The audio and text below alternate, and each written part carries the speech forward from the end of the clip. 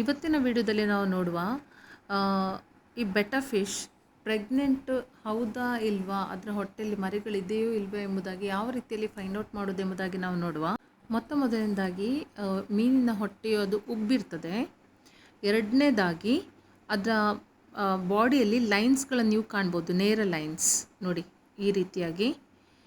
ಮೂರನೇದಾಗಿ ಅದರ ಹೊಟ್ಟೆಯ ಅಡಿಭಾಗದಲ್ಲಿ ಒಂದು ಚಿಕ್ಕದೊಂದು ಮೊಟ್ಟೆಯ ಆಕಾರದಲ್ಲಿ ರೀತಿಯಲ್ಲಿ ನೀವೊಂದು ನೋಡ್ಬೋದು, ಒಂದು ಚಿಕ್ಕದೊಂದು ಪಾಯಿಂಟ್ ಇದೆ.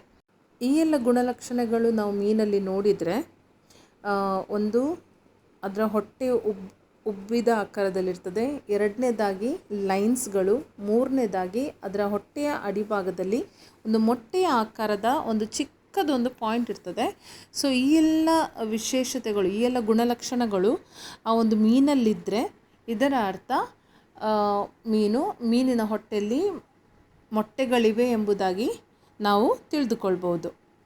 ಸೊ ಇವತ್ತಿಗೆ ಈ ವಿಡಿಯೋ ಇಲ್ಲೇ ಕೊನೆಗೊಳಿಸ್ತಾ ಇದ್ದೇನೆ. ಸಿಗುವ ಮುಂದಿನ ವಿಡಿಯೋದಲ್ಲಿ ನಾವು ನೋಡುವ ಯಾವ ರೀತಿಯಲ್ಲಿ ಮೊಟ್ಟೆ ಇಡ್ತದೆ, ಯಾವ ರೀತಿಯಲ್ಲಿ ಮರಿಗಳಾಗ್ತವೆ ಎಂಬುದಾಗಿ ಮುಂದಿನ ವಿಡಿಯೋದಲ್ಲಿ ನಾವು ನೋಡುವ.